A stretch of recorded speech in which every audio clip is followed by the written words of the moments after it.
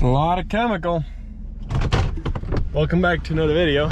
Today I'm headed out to our other farm, and while I'm headed out there they need supplies. So I already loaded up this big old sucker. This is a big old check valve, so I already loaded that up. Now I got all this I need to load up. Not really sure what this is. I think this is fungicide.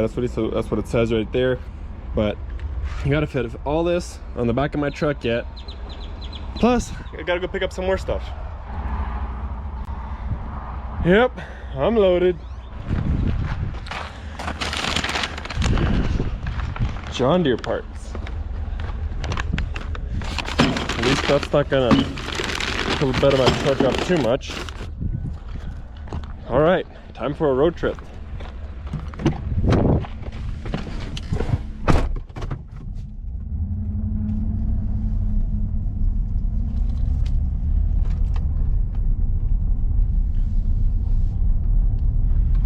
So that's time for a road trip. I got to head now to our other farm further south Texas. It's about 3 hours from where we normally farm, so it's quite a ways away. It usually gets way warmer out there than here, so we're actually going to start planting cotton. There is still a little bit of chance for a couple of cold days in the future, so we're planting into dry ground. And then whenever it warms up a bit, then we're gonna send the pivots around, because we don't get any rain out there either. So then we're gonna send the pivots around, water it all in. And then a couple days after that, we'll have some nice rows of cotton. So they need my help out there. I'm bringing parts out there. I got some chemical, I got that check valve, the parts for the John Deere parts.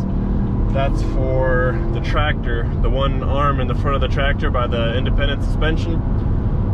That ended up breaking somehow. I don't know why it broke, but it broke. So I got the parts to fix that, because that planter is down right now. So they're only planting with one tractor right now. So I gotta hurry up and go. It's kind of late already. I've been getting parts all over town and everything, so I'm in a hurry. Driving through mountains. And just got here to the farm. It's actually quite a bit windy out here.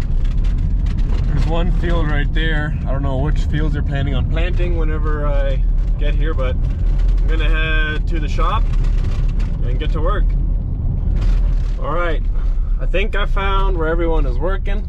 It's very windy outside, so I'll try to still film some stuff. If you can't hear anything because of the crazy winds that there are, sorry, it's not my fault. It's only wind.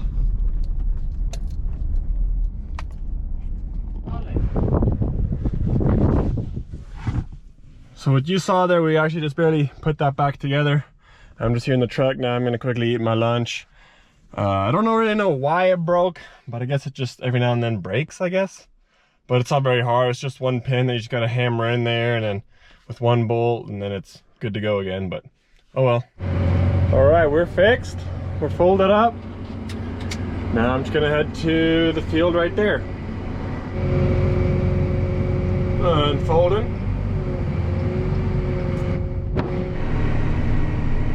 All right, we dialed it in. I'm at the new field.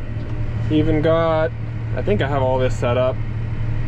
Yeah, you can see my little green there. This is the field view for the iPad. This tracks what the tractor's doing. You can see my seed population there. I don't have the window mount here at the moment, but we're planting cotton. It's the first few days of planting cotton. So anyways, we're looking good. All these black bars are in the middle. That's what we want to see. We are planting 77,000 seeds to the acre. It's a bit high for cotton, but we have really good water out in this area, so that's what we usually want. Plus, it helps for having too many skips. We prefer having more seeds than smaller plants because the stems get too big sometimes. So there's a whole story behind it. But anyways, we're planting 77,000 seeds per acre. Got my fertilizer going.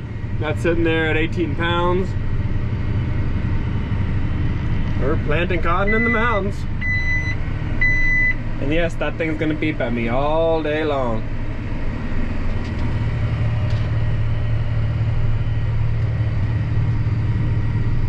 And we are doing circle track, so we are going around in a circle.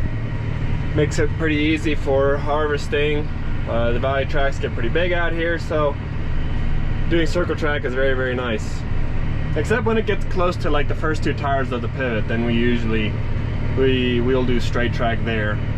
But that's only 2-3 tires, give or take, so it's not a whole lot of acres.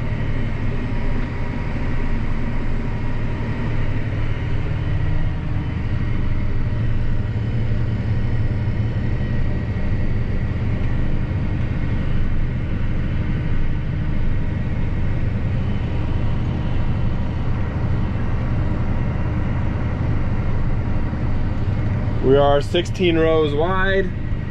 We are on 36-inch row spacing, so the whole planter is 48 feet wide.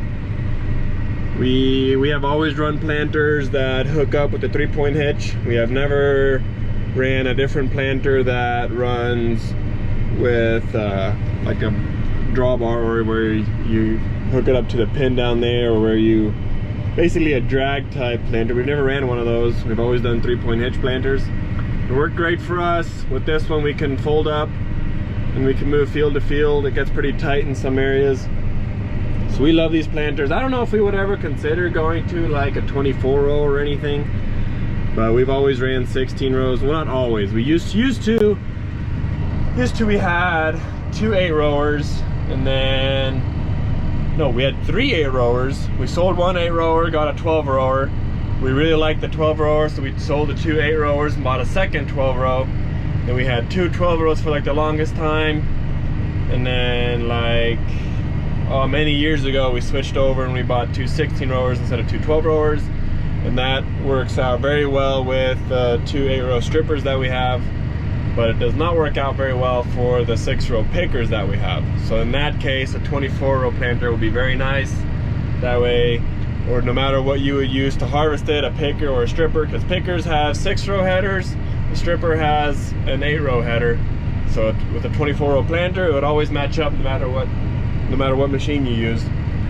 But we've ran these planters for quite a while, and we really like them. We have the double boxes. So these front boxes right here is what we have our seed in, and then that back box back there, that's our hydrohume. And hydrohume is basically just it's a granular form, and it helps the cotton to get as many nutrients as it possibly can out of the ground. So if there's, like in some areas, there's certain nutrients in the ground, and there's something in the soil that doesn't let the cotton quite get all the nutrients, this will help out for it. It's basically just like a boost. It doesn't boost the plant itself, but it helps the plant to get the nutrients that are in the ground. So it itself doesn't hold any nutrients, it just helps the plant get nutrients.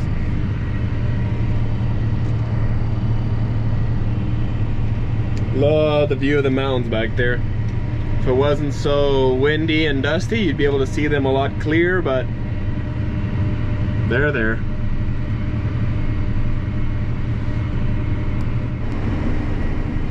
So lucky me, I only came here today. They already dialed in the planter completely, made sure it's planting in every single row, the depth is correct. They did all that. They worked out all the kinks on the first day, so I only got to come here today because they started planting, what, yesterday? Yeah, they started planting yesterday. I only came here today, and all I had to do was just help fix this tractor and hop in the tractor and start planting.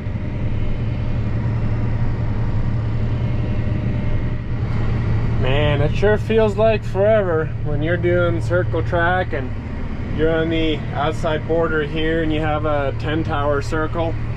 I just barely am doing my second pass here, as you can see, and it feels like I've been on here for like 10 minutes already. It takes like 10-15 minutes and then you got one pass done. It's crazy.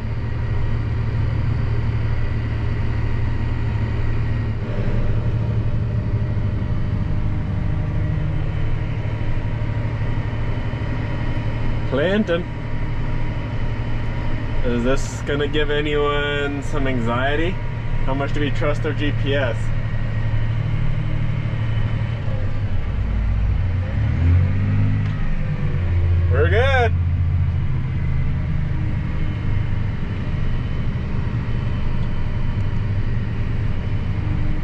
Excuse me, I need to go refill.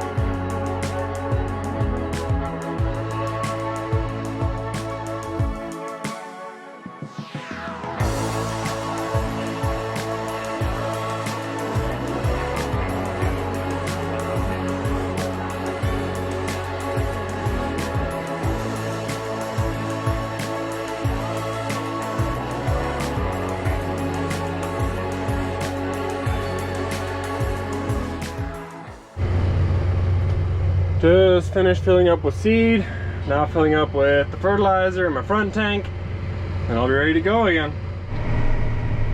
And then just like that, we're back to planting. If you're wondering what the sprayer's doing, he's just spraying some yellow herbicide on there. If you remember what I was doing the other day, I was spreading fertilizer and it had that yellow stuff on there, the treff line. That's what he's doing. He's just spraying that yellow onto the field.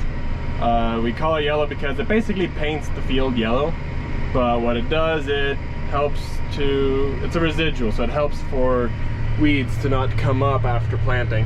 So right after we plant, then he sprays it on there, because if he would spray it on there and then we plant, then we would be disturbing the soil, and you don't really want to do that.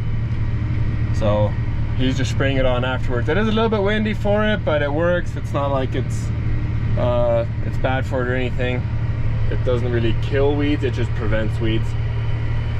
And this is what you would call some really no-till planting. We just sowed a cover crop in this last year, and then we killed all the wheat because we really don't want the wheat. We just want it for a cover, because if we didn't have the cover there, it'd be blowing dust everywhere and you wouldn't be able to make a crop. So we just have this planted wheat. Now we're just planting cotton straight into it. So this is some really perfect no-till planting.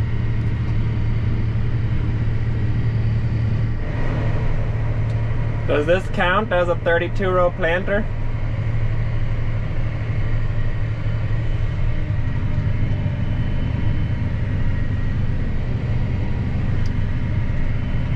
Looks cool. I love it. Love planting side by side. We're all busy. The sprayer and 2 planters.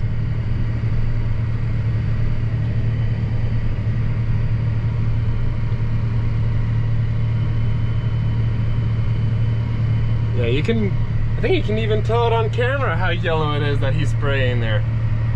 Yeah, you can definitely tell. And it even paints the ground too. But once you send the pivot around, you won't ever even notice it.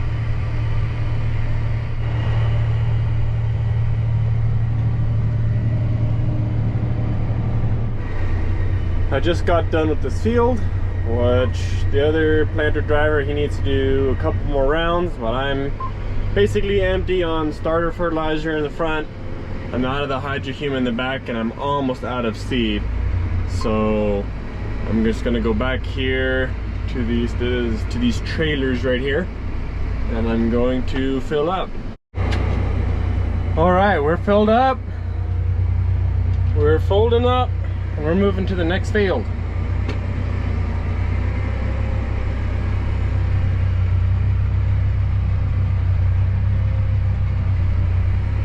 All we gotta do is just head over right here to this next field. It's not too far away, but I still gotta fold up because there's some pretty bad edges here where the planter could touch the ground and everything. We don't want to break anything, so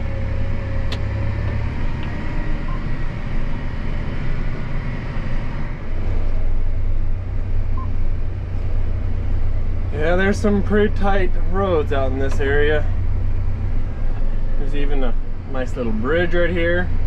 If it rains pretty hard in the mountains, all that water can come flowing down here and I'll actually fill this river up right here.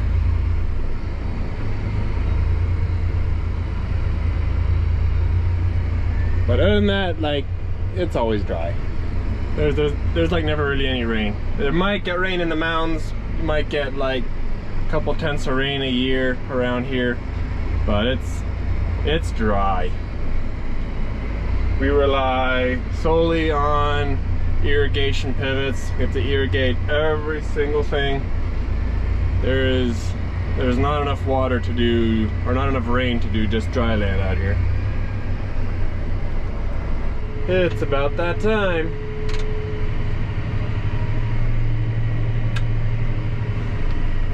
I do have a light bar in front of that tank, but must not be working right because that is not bright at all.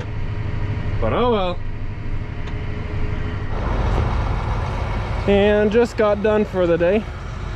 We ended up switching varieties. We went from a Deltapine, what is it?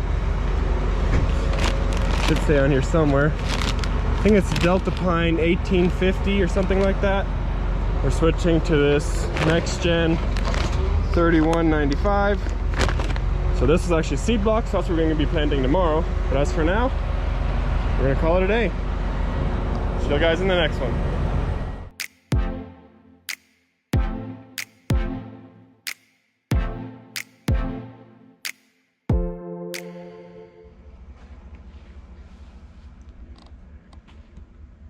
Yeah, that's still quite a bit of seed.